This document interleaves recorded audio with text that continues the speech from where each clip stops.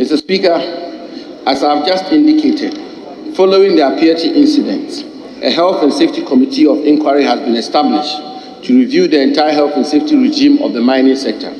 Mr. Speaker, in the interim, and based on the report of the Minerals Commission after the incident, and the three-member committee are established, we have put in place some new measures to prevent a recurrence of the tragic Appiatse incident. The new measures are as follows. 1. Explosives shall only be transported on a public road from the operational site of a company after the company has given the Chief Inspector of Mines or the Regional Mines Inspector at least 48 hours prior notice to enable the requisite inspection and certification to be carried out before the transportation of the explosives to a mine or a quarry site. 2. A mine or explosive inspector shall be present, inspect, verify, and record in the designated explosive logbook for transportation that all the requisite safety requirements, rules, and protocols have been met before explosives are transported from the operational site of a company to a mine or quarry site. 3. An inspector of mines or explosives shall physically inspect the explosive truck to ensure that the explosive truck is in good working condition in accordance with the truck examination list and that the truck driver has professional driving license to drive the vehicle before the loading of the explosives into the truck.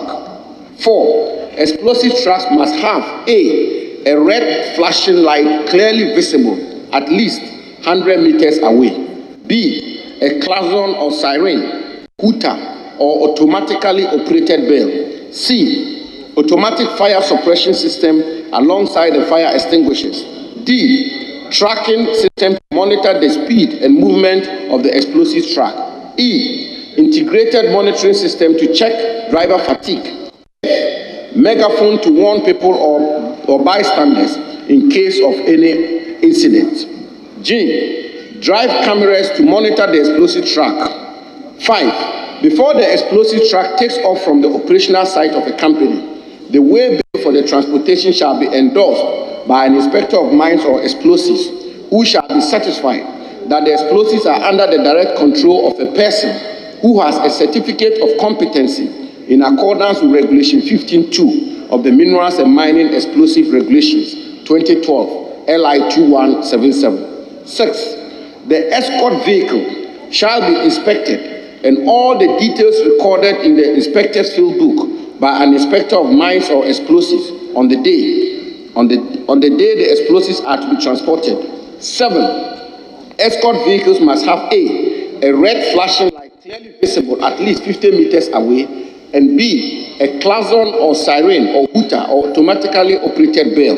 8. The transportation of explosives on public roads shall have 2 escorts, one leading the explosive truck and maintaining a distance of at least 50 meters and at most 60 meters from the vehicle carrying the explosives, with a uniformed and armed police officer, and the other behind the explosive truck and maintaining a distance of at least 20 meters and at most 30 meters with an unarmed but uniformed police officer.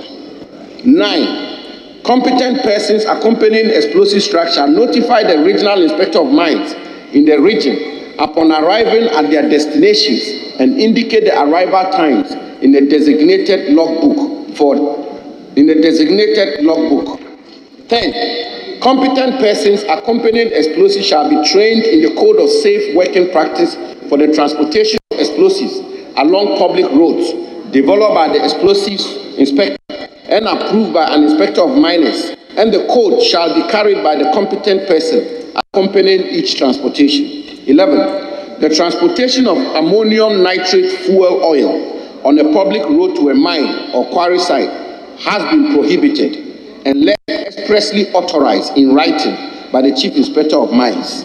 Mr. Speaker, all the relevant stakeholders have been engaged on these measures, and the Minerals Commission has been directed to ensure strict compliance of same. Mr. Speaker, upon receipt of the report of the Health and Safety Committee of Inquiry, and if it becomes necessary, we will institute additional measures to ensure that the transportation of explosives poses no risk to life and property. I thank you, Mr. Speaker.